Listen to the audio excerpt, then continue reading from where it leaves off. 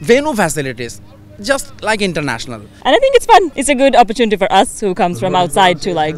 উৎসব মুখর আয়োজনে উদ্বোধন হলো এম্বাসি ক্রিকেট কার্নিভালের। বসুন্ধরা স্পোর্টস কমপ্লেক্সে শুক্রবার সকাল 10টায় শুরু হয় সৌহার্দ্যমূলক এই ক্রিকেট প্রতিযোগিতার। বাংলাদেশ পররাষ্ট্র মন্ত্রণালয়ের মাননীয় সচিব মোহাম্মদ জসিমউদ্দিন উপস্থিত থেকে এই আয়োজন উদ্বোধন ঘোষণা করেন। পররাষ্ট্র মন্ত্রণালয়ের আয়োজনে এবারে এম্বাসি ক্রিকেট কার্নিভালে অংশ নেয় বাংলাদেশে অবস্থানরত বিভিন্ন দূতাবাসের 14টি দল, হাই কমিশন ও আন্তর্জাতিক সংস্থা অংশ নিচ্ছে। এমন টুর্নামেন্ট সবার মাঝে আনন্দ দেয়, কাজের বাহিরেও নিজেদেরকে একত্রিত করে। এ ধরনের টুর্নামেন্ট বাংলাদেশের সঙ্গে বহির্বিশ্বের পারস্পরিক সম্পর্ক উন্নয়নের ক্ষেত্রে ভূমিকা রাখবে বলে আশা প্রকাশ করেন পররাষ্ট্র সচিব। তো এই ক্রিকেট টুর্নামেন্টের উদ্দেশ্য হচ্ছে যে এখানে যে সমস্ত দূতাবাস আছে, আন্তর্জাতিক সংস্থা আছে এবং আমরা পররাষ্ট্র মন্ত্রণালয় তাদের মধ্যে সম্প্রীতি বাড়ানো, ফ্রেন্ডশিপ বাড়ানো, কোঅপারেশন বাড়ানো এবং একটু বৃহৎ পরিসরে যদি বলি সেটা বিভিন্ন দেশের মধ্যে যে সম্প্রীতির সহযোগিতা সেটার একটা প্ল্যাটফর্ম হিসেবে এটা কাজ করবে।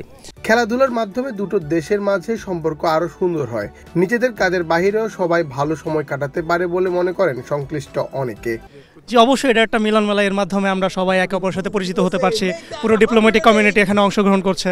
So it's a very good opportunity for all of us to get acquainted with each আদার।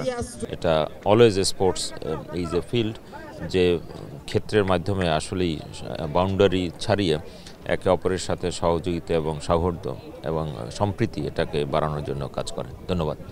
এমন টুর্নামেন্ট দ্বিতীয়বারের মতো বসুন্ধরা স্পোর্টস কমপ্লেক্সে আয়োজন করতে পেরে খুশি আয়োজকরা। তারা জানান এখানে তারা প্রয়োজনে 10,000-এরও বেশি দর্শক জায়গা দিতে পারবেন। এখানে যেহেতু আমাদের বিদেশি অতিথিরা আছেন, তাদের নিরাপত্তার বিষয়টিও দেখতে হয়। তাই সব মিলিয়ে বসুন্ধরা স্পোর্টস কমপ্লেক্স খুবই নিরাপদ এবং এখানকার পরিবেশ যথেষ্ট স্বস্তি দেয় ও আনন্দ দেয়।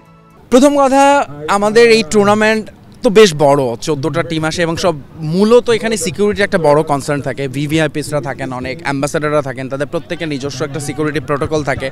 ডিপ্লোম্যাট পুলিশের সঙ্গে আমাদের কথা বলে ভেন্যু ঠিক করতে, এবং সেক্ষেত্রে এই একটা ভেন্যু যেটাতে আসলে আমরা সব দিকে টিকমার্ক দিতে পারি, চোখ বন্ধ করে প্রত্যেকে খুব পছন্দ করে এই ভেন্যুটা। বসুন্ধরা সিকিউরিটির দিক থেকে কনসার্ন নেই, venue facilities just like international, সবাই খুব পছন্দ করে। প্রথমবারও বসুন্ধরা আমাদের সাথে ছিল, এবারও আছে এবং তারা যেটা বলছে হয়তো এটা কন্টিনিউ করা হবে এখানে।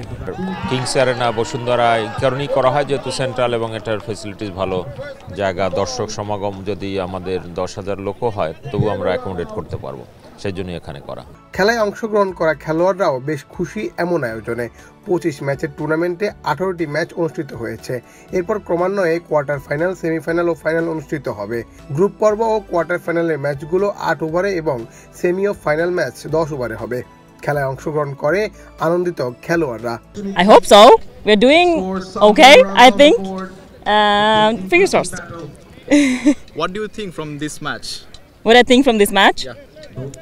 I think it's fun. So I've never played cricket before, and also the other interns have never. So we just came to, I guess, contribute to the local culture, and I think it's fun.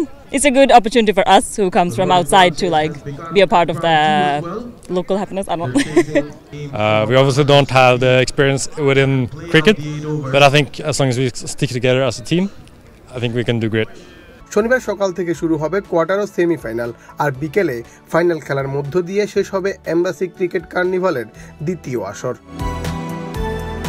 Munna Chandra Das, Bangladesh প্রতিদিন।